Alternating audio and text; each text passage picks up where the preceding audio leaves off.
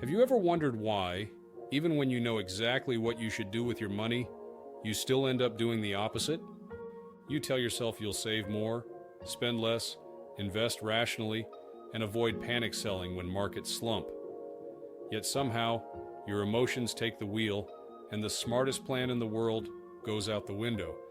In this exploration of the psychology of money, we're taking a deeper look at the hidden forces that steer our finances, forces rooted in human nature, shaped by evolution, and fueled by our social environment. The surprising truth is that almost nobody is purely logical when it comes to money, no matter how educated or experienced they might be. Our brains simply aren't designed for modern personal finance. Instead, they're wired to seek short-term gains, avoid immediate threats, and follow the crowd in moments of uncertainty. To understand why we repeatedly sabotage our own goals, consider that for nearly all of human history, survival hinged on finding food, seeking shelter, and fending off predators or rival groups. Saving for a distant retirement or investing in intangible stocks would have been nonsensical to our ancestors. We evolved instincts that make sense for short, precarious lives, but in today's world of credit cards and index funds, these instincts often backfire. Our struggle with money can be seen in the impulsive choices we make, such as failing to save enough, chasing speculative windfalls, or panic selling during a market dip. Even the best educated minds can succumb to the same pitfalls because knowledge alone doesn't override emotional impulses. Each time we encounter economic stress or a chance for quick riches, our ancient survival mechanisms flare up, driving us to do exactly the opposite of what is financially wise. A major factor is that we hate losses more than we like gains. You might celebrate finding a few $100s, but losing that same amount can feel twice as painful. This deep-seated fear of loss often leads investors to sell stocks the moment prices drop, turning a temporary paper loss into a permanent one. In the broader context, it also explains why we resist risk, even when it has high potential rewards. Our bias toward avoiding losses at all costs can sabotage long-term wealth building. We also tend to focus on immediate pleasure rather than future benefits. Offered a choice between a small reward now and a bigger reward later, many of us can't resist the instant gratification. From that vantage, it's easy to understand why so many people fail to invest consistently for retirement or prefer impulse shopping sprees instead of adding to their emergency fund. Our brains are wired to take whatever good thing is available now because for our ancestors, tomorrow wasn't guaranteed. Meanwhile, we're captivated by the dream of hitting the jackpot overnight, a mindset fueling everything from day trading addictions to long-shot lottery tickets. Instead of steadily investing in diversified assets, some chase the glitzy promise of crypto millionaires or meme stock fortunes. The allure of getting rich quick can overshadow the fact that most real wealth accumulates slowly through patience and compound growth. Then there's the puzzle of why so many high earners still end up living paycheck to paycheck. As income rises, lifestyle often inflates to match. A person who once got by on a modest salary starts spending lavishly the moment they earn more. They move into a bigger house, drive a flashier car, dine at pricier restaurants.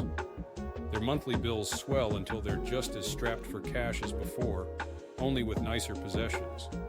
This cycle keeps them from feeling truly wealthy or building meaningful net worth, because the new baseline always feels normal, and so the cycle repeats.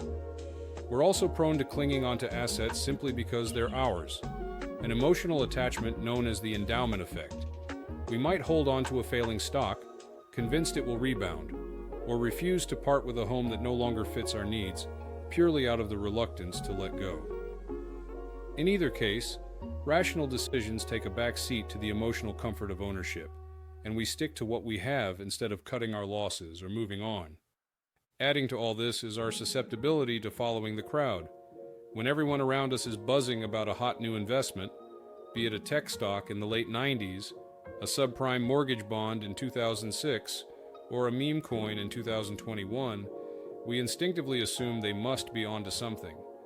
This social proof can spark massive bubbles that eventually burst, leaving latecomers devastated. Our herd mentality, an asset in a survival setting, becomes a liability in the finance world, where groupthink can fuel extremes of euphoria and despair. Of course, identifying these psychological quirks is one thing. Sidestepping them is another challenge entirely. Our best defense often involves creating structures and habits that remove moment-by-moment decisions from our emotional reach.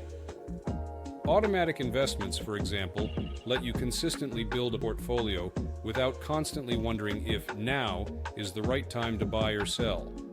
If you set up a retirement plan contribution that happens every pay period, you're protecting yourself from the whims of market fear or hype. It also helps to adopt a long-term outlook. Day-to-day price fluctuations, sensational news stories, and market volatility can easily knock us off course if we let them. But if you recall that stocks historically recover and grow over decades, you're less likely to panic sell during a correction or jump heedlessly into the latest fad. That big picture perspective can dampen the emotional roller coaster that encourages poor decisions. Another powerful tactic is to evaluate spending in terms of life satisfaction, rather than raw impulse. Money can improve happiness if used wisely. For example, buying experiences that cultivate relationships or personal growth. It can also reduce stress if deployed to save time or cushion emergencies. By contrast, chasing status symbols to impress others or hoarding fancy items might only feed a never-ending cycle of desire, leaving you no happier at the end of it all. It's also vital to limit our exposure to financial temptations. If you're prone to emotional trading, maybe you shouldn't keep a trading app pinned on your phone's homepage. If you overspend on shopping websites, perhaps removing saved credit card details or unsubscribing from promotional emails can help. Shaping your environment to reduce temptation is easier than trusting willpower in the heat of the moment. Finally, we must acknowledge that nobody can completely shut off emotional impulses. Even the most disciplined investor or saver feels pangs of regret, fear, or excitement at times. The goal isn't to become a machine devoid of emotion. It's about recognizing when those feelings might lead you astray and having systems to keep your rational plan on track.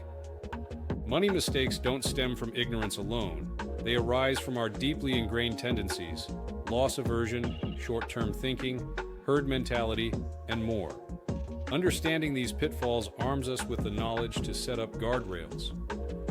If you can design your financial life so that your instincts have less room to sabotage you, you'll outpace most people who rely on sheer willpower or go with their gut.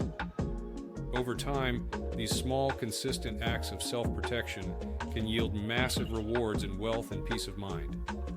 So as you assess your own habits, think about which biases have bitten you. Do you freak out whenever the market dips? Are you always upgrading your lifestyle instead of building savings? Do you cling to bad investments, hoping they'll rebound? Identifying these patterns is the first step to breaking them. Then set up the infrastructure. Auto-saves, auto-invests, limited access to tempting pitfalls that helps you stay aligned with your goals. If you found this breakdown of money psychology helpful and want more insights into business strategy, finance, and economics, be sure to subscribe to Biz Daily Digest. And if you appreciated this exploration of why we make bad financial decisions, hit the like button and let me know in the comments what money mistakes you've learned the hardest lessons from.